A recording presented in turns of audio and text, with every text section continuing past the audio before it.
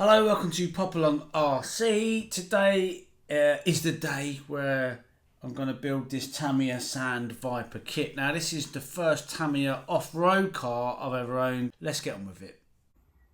So with most builds, get all the bits and pieces out. Always get yourself one of these little food containers to put all the screws and bits in here. I don't think this is going to be a long build. It looks super simple, but yeah, I'll just kind of stop every now and again and show you what I've done and go from there. So first things first, what we've got here, yes, this front arms and the C sprue, which is this one here. So yeah, off we go. So that's the front end done. A few more bits to do though, but we're not going to rush it. We don't tend to rush things because we want it to go nice, don't we? Don't quite know what colour to do this shell. Maybe Popalong livery. Could be box art. Don't know. We'll see. Right, we're on to the diff build. It's actually quite a big old unit, this. I put all the gears in. You don't want to see me putting gears in there, do you really? Like I said, I'm just going to stop and show you how far I've got. So far, the diff, just got to screw that in. Front end. I mean, you know, I reckon if you wanted to rush it, which I am not gonna, you could probably have this done in an hour or two. But you know me, I don't rush things, so let's get this done. Okay, now we've got the two halves. The good thing about this kit is it does come fully ball raced, which for Tamiya is, I've actually never seen that before, but then again, I've never built a Tamiya buggy before. The only Tamiyas I've ever built have been of the TT variety, the TT01, TT02, and actually the MO3, so I have built one of those as well, but not a buggy. So that just goes on there like that, and then we'll just screw it up. So we've got the spur gear assembly, which just drops into, sorry, get the camera straight, just drops into there. A little bit of Tamiya grease on there, and yeah, that goes on there. Got to put the motor in now.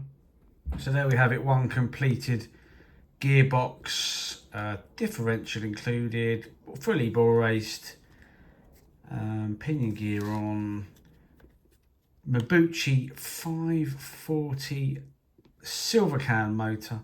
Listen, this car's going to be box stock. I ain't messing with this. I promise there'll be no hub pops on this one.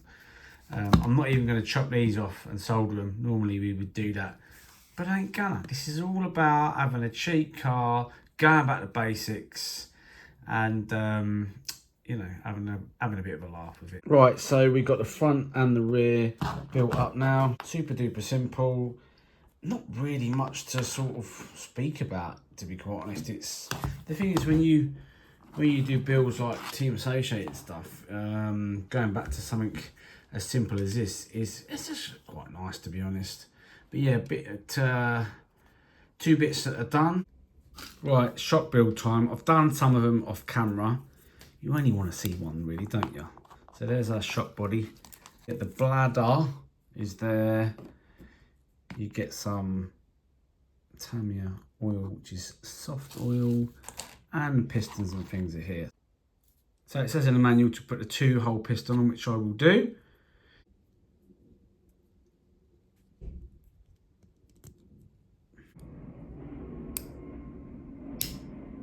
So 2 O-rings in, 1 and 2. Screw it on. Now what we'll do next is we're going to lube the old shaft. Lube the shaft just a little bit, just so we don't damage the O-rings as it goes in. Some people use special things on the thread, but we ain't bothered with that because this is a budget build. We're not going to stress out whatsoever. Lovely. Oh, beautiful, beautiful. Get the bubbles out. Not that there's one. There they come. There's a few in there. This is always a messy part. As much as you try and make it clean, it never is. Now, in a minute, I am going to put the bottom of this on, so I haven't forgot it. I'm just going to do it in a different sequence, that's all. Squeeze the bubbles out. Now, normally I'd wait a bit, you know, for the bubbles to disperse, but we're not really. We'll probably not going to be racing this car, to be honest, so I'm not overly that bothered about it. Make a little bit of room in there for the bladder. This is, well, you can do it how you do it. This is how I do it. Push it up and it will push the bladder out, and then you push it down, and it's going to be messy because it always is when we do this. Even the pros will tell you. Well, I'm not a pro, of course. Right, give that a little bit of a wipe down. Screw that on like so. Beautiful. Take the little bits off here. Okay, next thing, put the spring on. Now these do not go all the way in, which I think is a bit of a, I don't think that's great, because when that pushes up, it's going to rub against the O-rings in there. Actually, maybe not. Actually, it doesn't go that far. All right, fair enough. It doesn't go all the way in, so don't try and screw it all the way in. Maybe because that takes up a bit of slack, perhaps. Oh, that might be it. Anyway, there you go. Actually, that feels pretty good, I have to say. Anyway, time to get these on the car. Okay, so all the shocks are on. I'll put the battery mount in, whatever you call it, battery holder. The ESC looks like a hobby wing, really, rebranded. I've changed the connectors on it to Dean's connectors, which is what I shall use in this car.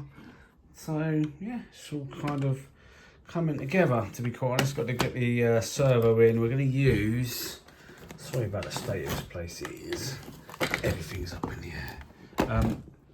This Carson radio here, I've heard mixed reviews on it. It is budget, you know, it is budget. Let's not beat around the fact it is budget, but let's give it a go. Let's put it together, put it in, see what happens.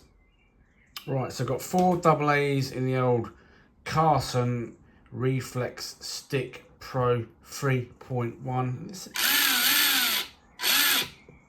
I'm going to leave reverse on because, you know, why not? Oh, you see, I've got dual rates up here as well. So there's a few little bits and pieces on here. The servo, well, the reason I've linked it up is to centre the servo, because if you didn't know, when you're doing a build, you need to centre the servo. So when you put it in, it's all kind of central. Anyway, it feels okay. I mean, look, it's cheap. Yeah, it's budget. This build is budget. I mean, this build has gone together as nature intended. In other words, I'd normally cut these off because you lose a little bit through there. They heat up and they're not too great. But as you know what, this is a new build. This is why I'm doing it. Some people ask, why do people use sticks? Why do some people use oh, I've got to flip that on. Why do some people use the wheel? Well, basically it's personal preference. You'll find a lot of older people, the older generation amongst you, us, might well use sticks because that's what they did when they were younger. I did use sticks when I was younger, but I've gone over to wheel now because all of my bashers and bits and pieces and the RTRs that we get are all wheels. And the way I see it is every time I'm taking a car out, I'm getting better. And if I keep flitting from stick to wheel, I don't think I'm going to improve. So that's my theory on it. I can use both, to be fair, but it seems okay. I mean, look, like I say, it's basic. Even down to the trims, these are not digital trims. These are manual trims, and this is how we used to do it back in the day. For anybody who is new to RC, that is pretty much what we had. But back in the day, we had a sort of 6-foot aerial sticking out the top, which we don't anymore because it's 2.4 gig. Anyway, enough chit chat. Let's get this servo in. Let's get the car finished. So the servo here, if I just, you know what? That's not bad. It's not a bad servo. It seems all right. I mean, for this sort of application, it's going to be absolutely fine. It seems quite fast as well. Interesting.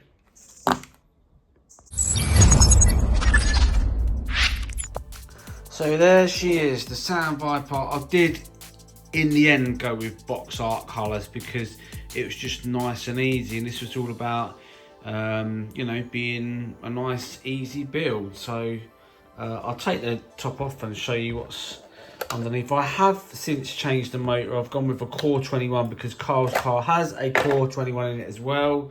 So we're going to try and keep it as even and as equal as possible. But there you go. It's actually come out really nice. This is, of course, my first ever Tamiya buggy. And, you know, we're going to do a little series on going back to basics. And I'll tell you what, it's been a really fun build. Super easy, no problems, very, very cost effective, very cheap. Obviously, coupled up with this cast and stick radio, I don't think we can really go wrong. But we'll soon find out when we give it a little test.